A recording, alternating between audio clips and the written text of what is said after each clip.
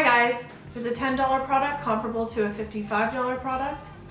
Let's talk about it. Today we're talking about Yves Saint Laurent's Touche Éclat Blur Perfector versus Revlon's Photo Ready Prime and Anti-Shine. First, I'm just going to give you a basic rundown of each one. This, like I said, is the Yves Saint Laurent Touche Éclat Blur Perfector. I got this for $55 at Sephora. It's clear and it's pale pink, as you can kind of see right here. As quite a few fancy luxury products do, it comes in a beautiful velvet pouch, which makes it feel extra luxurious to me.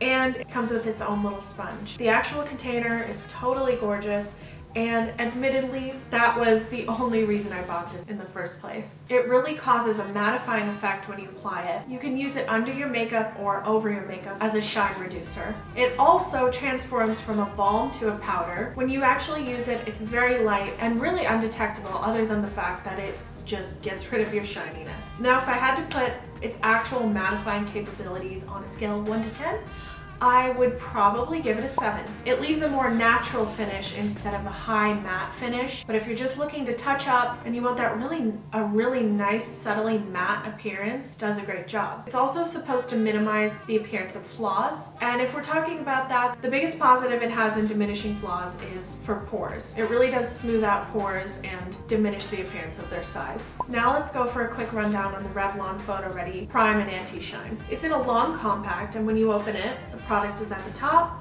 and there's also a sponge at the bottom. One thing that's notably missing from this is a mirror. I really do like having a mirror for products that I use for touch-ups, but it's really not a huge deal. This is an interesting consistency. I'd say it's a little thicker than the YSL one, and it's less translucent. I got this yesterday for $10.50 at the drugstore.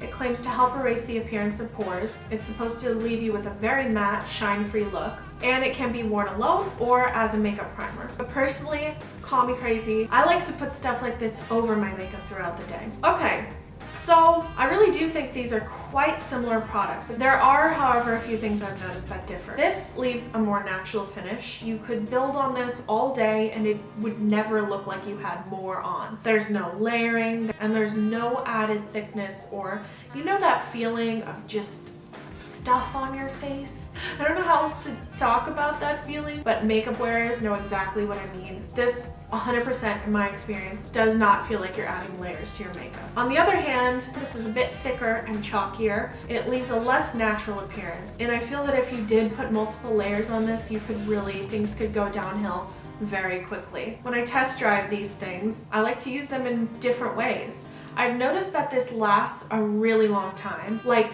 5 hours before you need to touch up on shiny spots, which is truly pretty incredible if you ask me. I haven't tried it under my makeup, but I would especially recommend this if you're into film, photography, anything where you're gonna be sitting in front of a camera.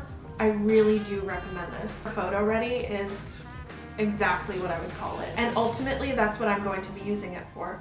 Filming these videos for you guys. But this, I use on a daily basis.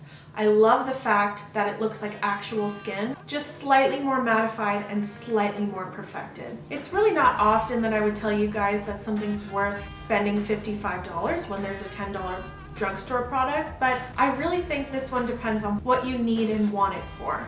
To me, I just love having this in my purse. Partially because I think it's gorgeous and it makes me feel very ladylike and put together when I pull it out of my purse. But it's way more effective than I ever thought it would be, and I use it way more than I ever thought I would. And as for this, I would give it like a 10 for its mattifying qualities. While I don't really think that this diminishes imperfections or anything, I will not take away the fact that this is just super awesome if you're a person who's in front of a camera often. And honestly, for $10, if you just want to try a kind of blurring product, something in this category, you could just spend $10 to get a feel for it and decide whether that's your thing or not. But if you're like me and you love a more natural looking, mattifying touch-up, I would really suggest this. So that's really all I have to say today. I know that those are slightly different products. Those are the closest comparisons or dupes, if you will, that I could find. If you've tried either of these or both of these, I'd love to know what you guys think. And leave a comment down below if you have any questions or comments. I'm more than happy to talk to you guys. I would really appreciate it if you did give this video a thumbs up. It really just lets me know if you like this type of video. I would love to have you join me on a weekly basis if you'd like to subscribe. I'd really love to have you around. I hope you guys are having a really nice week, and as always,